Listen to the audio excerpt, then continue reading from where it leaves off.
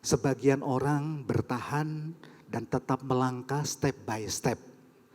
Dan berkata, Tuhan, apapun yang terjadi, Engkau bergerak melalui kami dan di dalam kami. Tuhan sedang menyempurnakan gerejanya.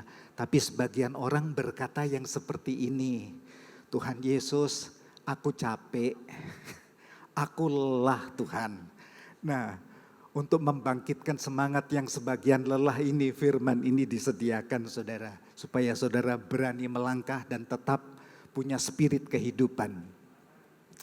Tuhan Yesus, peluklah aku sebentar saja, aku lelah dengan semuanya ini.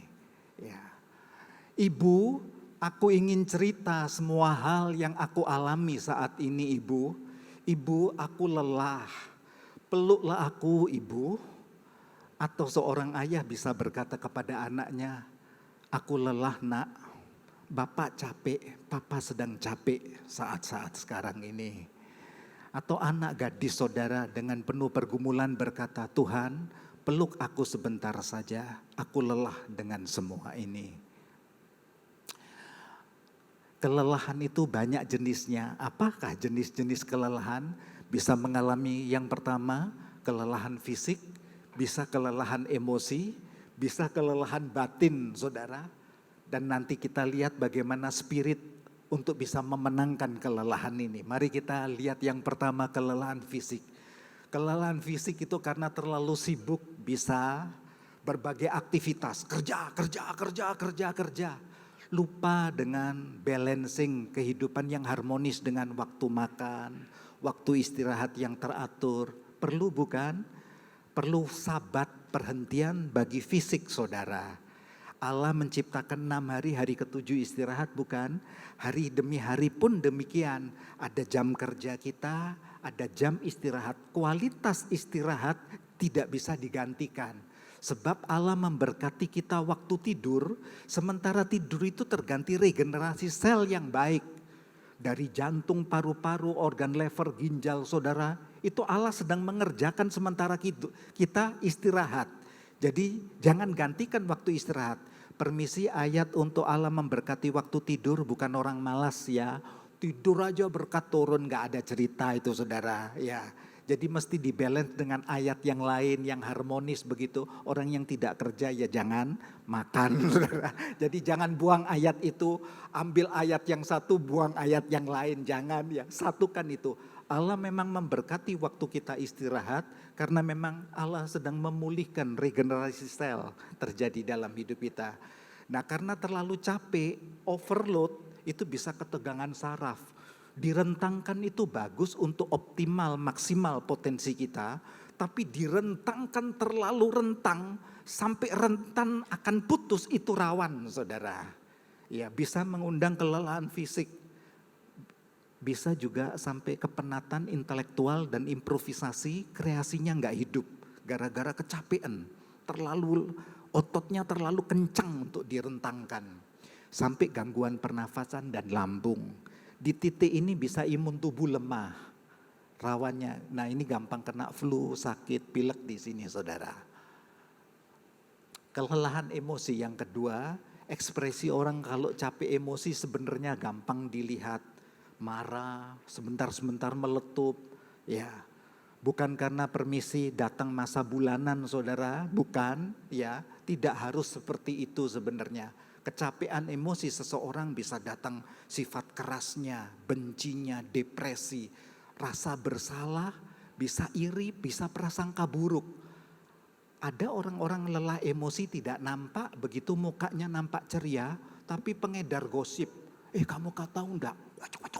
Padahal dirinya capek saudara. Tapi luapannya di sana. Lewat banyak ngomong, dia pikir bagus itu untuk obat lelah emosinya. Tapi itu kompensasi yang tidak menyelesaikan akar masalah di hati. Nah itu persoalannya. Makin banyak omong, makin tahu. Yang tahu psikologi tahu. Orang ini sebenarnya capek, kompensasi, corongnya dibuka di sana sini, salah corong saudara, salah tempat. Ya, bisa arogan, keras begitu, bisa tamak, bisa serakah loh. Orang kelelahan emosi itu bisa rakus begitu. Rakus banyak hal. Materi begitu sampai rakus kedudukan permisi. Bisa, tapi sebenarnya capek. Mau diobati pakai itu, tapi kok nggak pernah ya, nggak pernah ngefek. Jadi dia makin serakah begitu. Wah, orang ini sedang capek. Dia pikir diobati dengan kedudukan, dengan materi bisa. Ternyata nggak bisa menjadi jawaban. Ya, karena itu sering kita dengar, apa ya yang kurang di hidup orang ini? Sudah begitu limpah, kedudukan punya, harta punya. Ya, tapi kok masih ya? Kok modelnya seperti ini? Lelah emosi. Capek deh, kan ada istilah gitu-gitu saudara. Ya, cemas, stres, kesepian. Orang lelah emosi bisa mengurung diri dalam kesunyian, stres. Atau kompensasi, bisa orang kelelahan emosi itu nyaman dengan nafsu daging. Jadi terus dia seperti dia tidur dengan nafsu dagingnya, berenang dengan nafsu dagingnya, itu nyaman bagi dia. Marilyn Monroe, ya. Itu hebat bukan? Dalam dunia perfilman. Tapi ini orang yang banyak mengalami kelelahan emosi. Sampai akhirnya bunuh diri. Ada beritanya tersendiri tapi bukan untuk saat ini saudara. Satu kali waktu kita khotbah kelelahan emosinya artis-artis. Ya. Kelelahan emosi anak-anak bisa. Mari kita tidak berpikir bahwa anak-anak tidak bisa lelah emosi. Kondisi seperti ini anak-anak banyak capek. Karena itu saudara bisa lihat ekspresinya, loh kok meraung-raung seperti itu. Biasanya waktu sekolah ceria dia. Bisa marah, benci, jealous, iri sama kakak atau adiknya, depresi, takut, rasa bersalah. Ya, prasangka buruk, kecewa, putus asa, bisa keras hati. Ini muka-muka yang gak enak semua dilihat. Bisa saudara, jadi anak-anak mengalami kelelahan emosi. Solusinya orang tua bisa membuat kreativitas di rumah. Begitu. Belajar, jam belajar, dibuat ceria. Belajar sambil bermain, ikut mau di taman. Ya, satu kali bisa di meja akademik begitu. Bisa keluar ke taman. Bisa ayo ikut mama masak begitu saudara. Ayo ikut papa bersihkan mobil. Ya, jadi diciptakan kreativitas. Ayo ikut papa sekali-kali jalan ke Gramedia, cepat-cepat beli toys-toys yang bagus begitu, yang sederhana, terus main bersama. Kita yang menciptakan kreasi itu di rumah. Kalau enggak, cepat dia boringnya itu. Sebenarnya kan ini wajah yang nyaman untuk anak-anak bukan? Enggak harus sampai sebegitunya anak-anak begitu ya. Nyaman dilihat, bisa ekspresi, relasi, menghargai. Ya, dunia anak. Manis-manisnya, kreasi-kreasinya, ya, pembelajaran dengan guru. Next berikutnya, kelelahan yang ketiga, kelelahan batin. Kelelahan batin ini makin rawan. Jadi ini satu keseluruhan utuh. Tekanan yang berat kehidupan yang terus menerus, tanpa solusi atau tidak ada pintu yang terbuka untuk jalan keluar. Itu bisa tekanan dosa, bisa tekanan konflik kepribadian. Dari dirinya itu dibesarkan dengan lingkungan yang chaos begitu. Ya, dia tumbuh kembang dengan chaos, ada konflik kepribadian di hidupnya yang dibawa terus. Konflik keluarga bisa, ekonomi bisa, sakit penyakit yang tidak sembuh juga bisa loh saudara. Orang capek batin. Capek Tuhan, mau sampai kapan? Mau sampai kapan? Ya, mana saat aku susah Tuhan ada di mana? Ya, saat seperti ini di mana? Ya. Bisa sampai intimidasi, baik intimidasi kuasa gelap sampai intimidasi sosial. Seseorang bisa mengalami kelelahan batin. Perlu dipahami gereja harus menjadi jawaban untuk hal ini. Komunitas kita harus komunitas yang bisa menjadi solusi untuk ini. Bukan menambah untuk negatif dan beban. Harus berani ke sana. Komsel-komsel harus berani hidup untuk menjadi solusi di sini. Saudara, jadi orang punya spirit kehidupan. Ya, aku tahu ini memang masa sulit. Tapi aku lihat step by step Allah sedang bukakan. Tetap aku punya pengharapan iman. Dan aku bisa lihat Allah sedang menggenapi visi di tengah masa sulit. Allahku hidup harus bisa melihat ke sana. Dan Allah mau jadikan aku pemenang kehidupan. Nah, kelelahan batin. Tokoh-tokoh Alkitab banyak mengalami. Khotbah ini khotbah narasi, jadi ayat-ayatnya akan langsung nyelip di. Jadi tidak satu metode khotbah, nomor satu langsung ayat. Saudara bisa berjalan tapi ayatnya Dicuatkan step by step begitu. Kelelahan batin tokoh-tokoh Alkitab. Saudara lihat di Ayub pasal yang ketiga, di ayat 1, itu Ayub sudah mengutuki hari kelahirannya. Padahal di pasal 1 ayat 1 dikatakan Ayub ini seorang yang saleh, menjauhi kejahatan, takut akan Allah. Betul-betul indah hidupnya. Mesbah korban syukur kepada Allah gak pernah lepas. Tapi begitu bertubi-tubi, dipukul di finance, kena ekonomi, kena keluarga, kena bencana, goyang semua, penjarahan kena, dia sampai ke kesehatannya terpuruk. Habis dah, di titik itu dia lelah. Berkata, di ayat yang ke-11 kata-katanya kurang nyaman saudara. Mengapa aku tidak mati waktu aku lahir? Atau binasa waktu aku keluar dari kandungan? Itu dia mengutuki hari kelahirannya. Daud, Raja Daud yang suka bermain kecapi dan sementara dia menyanyikan mazmur kidung-kidung, ngidung-ngidung pujian kepada Tuhan. Roh jahat yang mengganggu Raja Saul bisa pergi kok. Tapi dia apakah tidak mengalami kelelahan batin? Ngalami saudara, gak ada yang kebal di sini. Ya, aku sadar dan senantiasa bergumul dengan dosaku. Mazmur pasal 51 ayat ketiga itu. Di ayat yang ke-11, janganlah ambil rohmu yang kudus daripadaku. Bergulat dia, tekanan batin itu. Karena dia atur strategi perjinahan dan pembunuhan. Panglimanya yang solid, yang begitu setia, tim yang kokoh, taruh dia garis depan, mati, diambil istrinya. Itu Daud sempang merancang begitu, dikatakan kamu begitu jahat di mataku kata Tuhan. Aku bergumul dengan dosaku. Bergelut Daud habis-habisan. Di ayat 12 Daud bicara bangkitkanlah kembali sukacita keselamatanku. Ya. Jadi kita bisa mengalami kelelahan batin dengan dosa-dosa, tekanan-tekanan hidup kita. Tapi tengok tetap ada solusi saudara. Apakah Rasul Paulus yang pernah diangkat ke langit tingkat 3 dan dikatakan susah untuk diceritakan dalam bahasa manusia perihal kemuliaan Allah itu. Orang ini bergumul 2 hukum di dalam dirinya. Roma pasal 6, 7 dan 8. Ada hukum daging dan hukum roh di dalam aku. Roh memang penurut maunya haus akan Allah. Tapi daging condong maunya giring dosa melulu. Maunya dosa melulu. Begitu saudara. Dia berperang karena itu dia bilang di Roma pasal 7. Aku manusia celaka, siapakah yang akan melepaskan aku dari tubuh maut ini? Dia peperangan batin dengan keinginan daging dan keinginan rohnya. Tapi di Roma pasal 8 Rasul Paulus berkata dengan dahsyatnya. Paulus bilang begini, syukur kepada Allah. Roma pasal 7 ayat-ayat terakhir sudah ke situ saudara. Roma pasal 8, syukur kepada Allah tidak ada lagi penghukuman siapa yang ada di dalam Kristus, menang dia. Tetap ada kesulitan kelelahannya tapi menang. Kita lihat tokoh lagi, tidak kurang-kurang tokoh di Alkitab yang hebat-hebat. Abraham waktu umur 100 tahun, Sarah 90 tahun. Di Kejadian 17, mungkinkah bagi seorang berumur 100 tahun dilahirkan seorang anak? Dan mungkinkah Sarah, istrinya yang 90 tahun melahirkan seorang anak? Nunggu anak perjanjian, 5 tahun gak datang. 10 tahun gak punya anak. 12-13 tahun gak punya anak.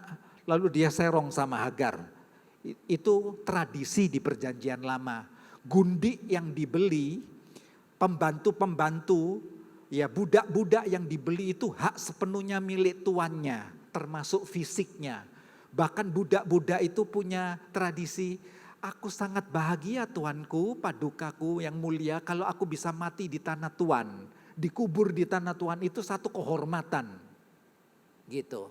Jadi itu tradisi lama ya saudara, jangan diambil jadi tradisi yang sudah dikuduskan oleh Tuhan, tradisi kingdom begitu, tradisinya kerajaan Allah, hukumnya kingdom begitu ya, kerajaan Allah enggak sama bukan, ya itu tradisi di perjanjian. Jadi mereka berembuk tiduri si Hagar itu perempuan Mesir itu, ya lalu lahirlah Ismail. Jadi seputar Ismail umur 13-14 tahun lahirlah si Ishak itu. Itu ceritanya saudara. Jadi beda 13-14 tahunan.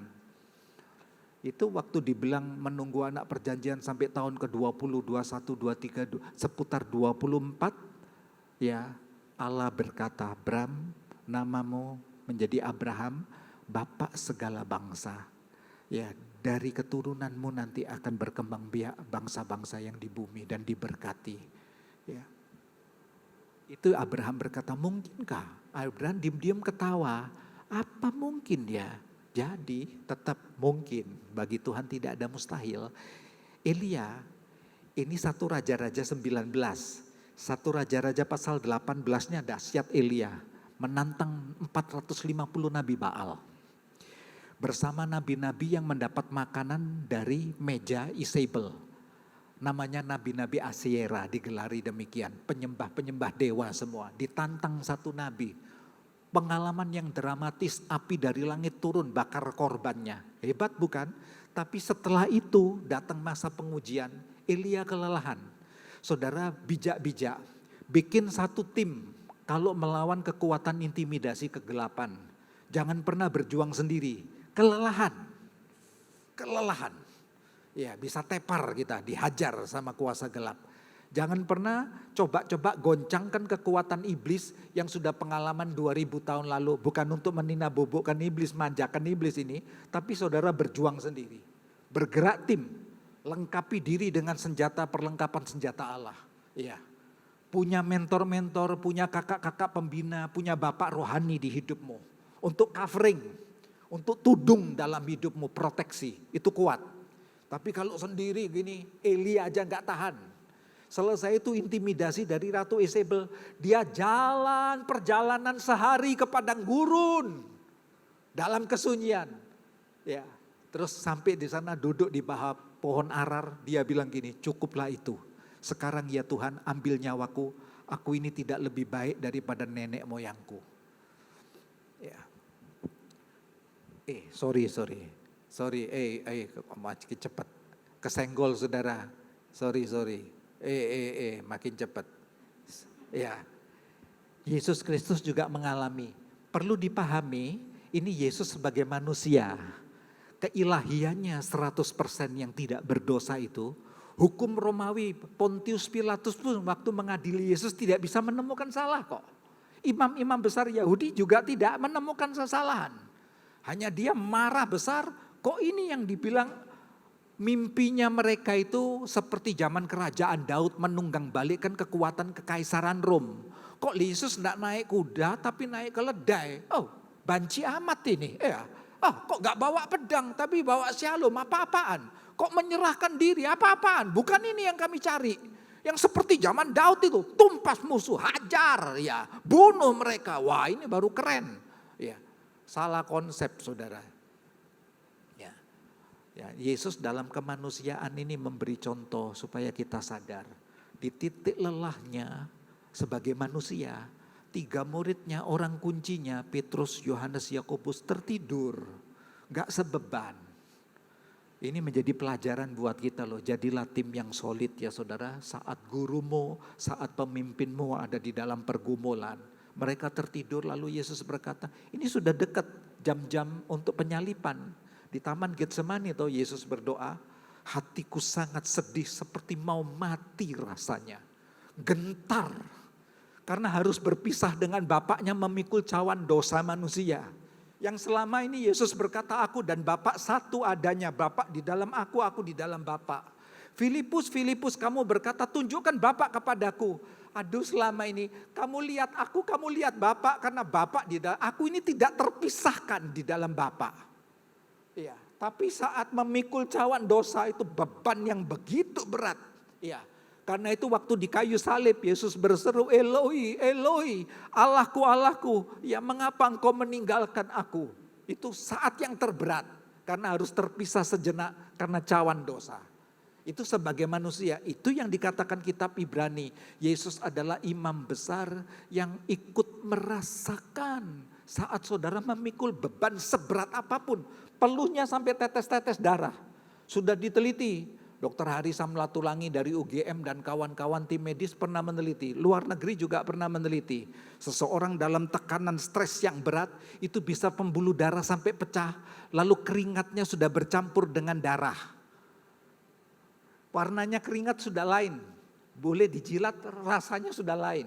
Sudah bercampur dengan darah, amis-amis. Seseorang bisa mengalami seperti itu dalam tekanan yang besar. Yesus alami itu. Jadi jangan merasa sendiri. Yesus sudah merasakan itu. Haleluya. Ya. Nah, penyebab kelelahan fisik kita tahu, jadi bisa overload beban kerja berlebihan, tekanan, bertubi-tubi soal ekonomi, sakit yang tak kunjung sembuh, ya, konflik keluarga, beban dosa, konflik kepribadian, intimidasi sosial sampai intimidasi iblis. Nabi Yesaya, itu profil Nabi Yesaya, mukanya hampir mirip seperti Rasul Paulus. Hampir mirip kalau saudara lihat di poster-poster gambar begitu. Tuhan bersemayam di tempat tinggi dan kudus, tetapi juga bersemayam bersama-sama orang yang remuk dan rendah hati untuk menghidupkan semangat orang-orang yang rendah hati dan untuk menghidupkan, membangkitkan hati orang-orang yang remuk. Mau tahu arti remuk dan rendah hati itu di sini saudara. Tuhan dekat dengan orang-orang yang patah hati, selamatkan orang yang remuk jiwa. Remuk dalam salinan Alkitab, berbagai salinan. Saya lihat berbagai salinan dari Alkitab, Yunaninya gimana bahasanya, Ibraninya, ya. Alkitab Inggris ada beberapa salinan, Strong Bible begitu. Sekarang kan banyak, jadi tidak perlu beli bukunya terlalu mahal bukan. Ditolong oleh Mister Google itu, saudara minta terjemahan apa, klik, wah, keluar itu saudara. Ternyata remuk hati itu hancur hati. Allah bersedia untuk memulihkan, membangkitkan, menghidupkan kembali hati-hati yang terpukul, hancur, terinjak-injak, ketidakberdayaan, ketidaklayaan, rasa bersalah. Karena beban-beban kehidupan yang bertubi-tubi, Allah bisa hidupkan itu, haleluya. Jangan nyerah. Ya, dan menghidupkan, membangkitkan semangat, semongko, cemungut kan gitu saudara. Saudara, akhir tahun kita sudah pakai salam-salaman semongko bukan? Jangan patah ya saudara, semongko beneran ya. Ya, rendah hati. Rendah hati itu berjalan-jalan dengan kerelaan hati, berjalan bersama ini dia. Arti-arti penundukan diri, submit. Rendah hati itu punya penyerahan diri, kelembutan hati yang oke. Yesus berkata, belajarlah daripadaku karena aku lembut dan rendah hati. Rendah hati dan lembut hati itu family. Kayak saudara kembar berjalan bareng, berjalan bersama. Rela dibentuk, rela dibawa, tapi punya roh yang tentram. Shalom, damai hatinya. Bukan kepeksa, dibentuk kepeksa mendidih gitu.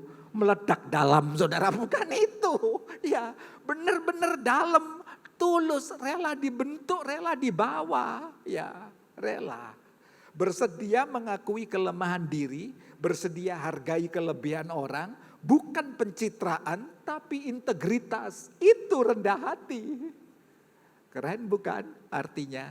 Nah Tuhan sayang sama orang rendah hati, karena itu dibilang ganjaran orang rendah hati itu kehormatan kehidupan. Tidak ada di dunia ini yang hidup tanpa hambatan, pasti ada tantangan.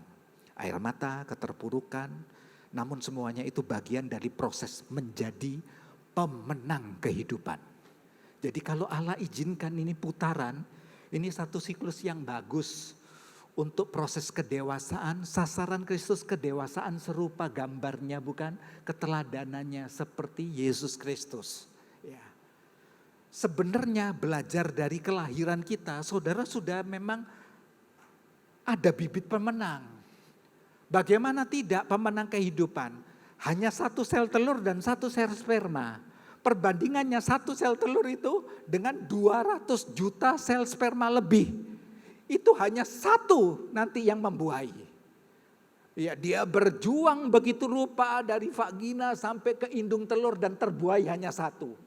Jadi kalau satu berbanding 200 juta lebih sel sperma, itu 0,00000005 saudara. Begitu, itu matematikanya begitu. Memang 99,9% itu gugur.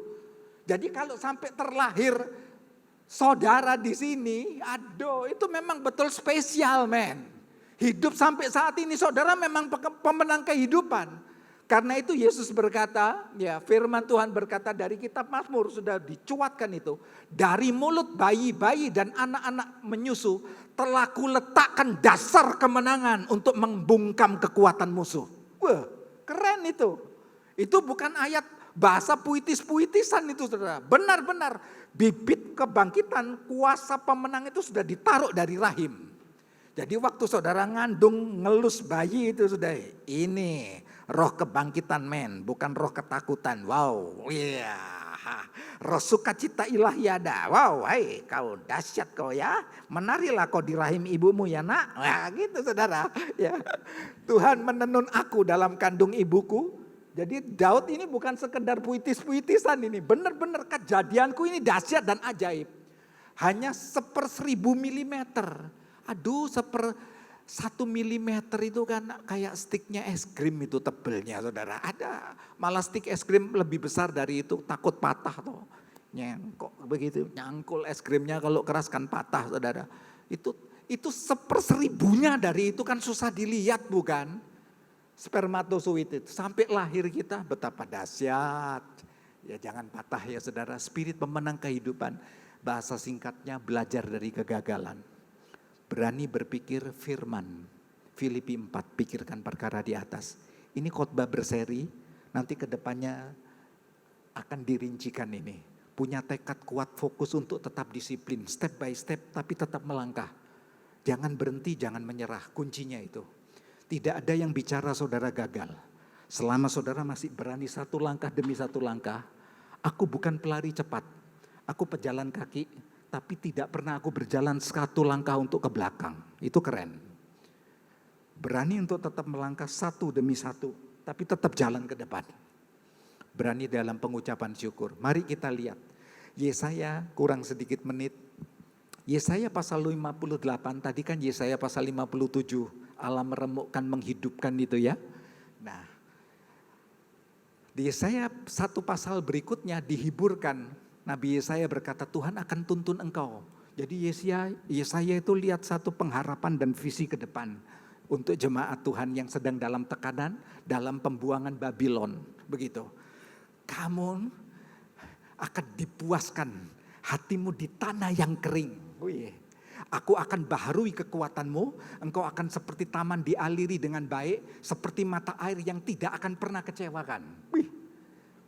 Dalam ya saudara, Nabi Yesaya memang digelari raja walinya Nabi, matanya tajam lihat jauh ke depan. Tuhan akan buat segala sesuatu itu untuk tujuan masing-masing. Tetapkan pemenang kehidupan dirimu. Pagi ini berkata kepada dirimu, Allah punya tujuan yang tidak pernah ditarik dari hidupku. Aku punya panggilan. Aku lupakan yang sudah yang di belakang yang tidak berguna. Sekarang aku step by step tetap dalam panggilan ilahi. Mari kita lihat. Pemenang kehidupan memang ada prosesnya. Thomas Alva Edison memang ya. Nilai buruk ulangan di sekolah, penderita disleksia, kesulitan baca dan pahami arti. Sampai akhirnya harus keluar sekolah. Lalu dia belajar di rumah. Sebelum homeschooling itu begitu rupa dipromosikan tahun 1960-an di Amerika Serikat, kurang lebihnya seputar itu. Ini kan keturunan Ibrani saudara, orang Yahudi ini ayah ibunya. Jadi homeschooling itu sudah diajarkan di Alkitab dari Ulangan pasal 6 sebenarnya. Saat kamu duduk bersama anak-anakmu, saat kamu bangun, kamu berjalan bersama, ya ajarkanlah firman. Jadi ada pendidikan-pendidikan pengetahuan ilahi. Taurat Allah siang dan malam itu untuk mereka berjalan, diajar dengan keteladanan. Ibunya yang ajar dia sekalipun keluar dari sekolah. Dididik oleh ibunya sampai menjadi penemu. Penemuannya banyak saudara. Ya, lampu pijar yang kita tahu ini, telepon, telegram, ya, alat-alat sound, perekam pendengar, sangat banyak. Ludwig van Beethoven, 57 tahun umurnya, tapi dia dikandung dari ibu TBC dan ayah yang sifilis loh. Nalar sehat. Ini orang gak umur panjang, tapi Allah beri 57 tahun dan mengukir komponis klasik yang begitu hebat berbakat untuk kelas dunia. Memang dia tidak menikah karena dia tahu bapaknya sifilis, ibunya TBC. Dia gak nikah. Keren orang kayak gini nih. Karena itu jangan mencibir orang yang tidak menikah. Kita nggak tahu ada panggilan khusus untuk mereka. Nanti tengok karyanya. Saudara, salam bagi saudara yang punya panggilan-panggilan spesial. Tetap jalanlah bersama Tuhan. Saudara spesial desain. Tapi yang tidak kuat jangan ya kawin saudara. Daripada hangus oleh hawa nafsu.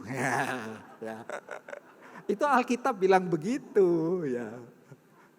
Steven Spielberg, sutradara ini juga lucu. Saat SMA dikeluarkan dari sekolah, saya undang pelayan musik bisa masuk bersama, ya. Dan tidak pernah kembali sekolah. Tapi ini orang luar biasa ini, saudara. Ya, film-filmnya, seni budayanya sangat kaya nilai-nilainya. Yang terakhir kita lihat spiritual dan bisnis. Yusuf terbuang oleh sanak familinya, jadi budak yang tidak berharga. Siapa menyangka panjang perbudakannya, seputar 14 tahun. Ya, sampai menerima kepercayaan, penjara pun pernah dia. Apa yang dipikirkan untuk masa depan? Ternyata Allah sedang menguglis. Allah menjadi pena kehidupannya. Yusuf bertahanlah setia. Ya. Sampai akhirnya dia menjadi Perdana Menteri dinobatkan oleh Firaun. Dia mengatur seluruh manajemen yang sangat baik. Waktu 7 tahun kelimpahan dan 7 tahun paceklik yang panjang, itu limpah-limpah gandum, limpah-limpah. Sandang pangan papan di Mesir. Orang-orang Kanaan kelaparan sampai belanja, sekitarnya kelaparan belanja gandum ke Mesir. Ketemu sama Yusuf, sanak familinya kaget yang menjual. Loh, ini Yusuf, itu saudara Yusuf. Akhirnya bilang, sekarang jangan kamu bersusah hati menyesali diri karena kamu menjual aku ke sini sebab untuk memelihara kehidupanlah Allah menyuruh aku mendahului kamu. Saudara, jangan pernah sakit hati ya. Kalau Allah punya dalam tanda petik skenario kehidupan untuk hidup saudara. Kepada sanak famili, komunitas, gereja yang nyaman. Nikmati sebagai proses, syukurilah. Betul, segala didikan itu punya sekolah kehidupannya. Hidupmu ada dalam tangan Yesus. Yesus Kristus adalah kita baca sebagai komitmen kita dan ikrar iman kita. 3, 4. Yesus Kristus adalah pemelihara kehidupan, pelindung identitas, pendidik karakter, pencipta inspirasi, pengampun dan penyayang. Ya, teduhkan hati.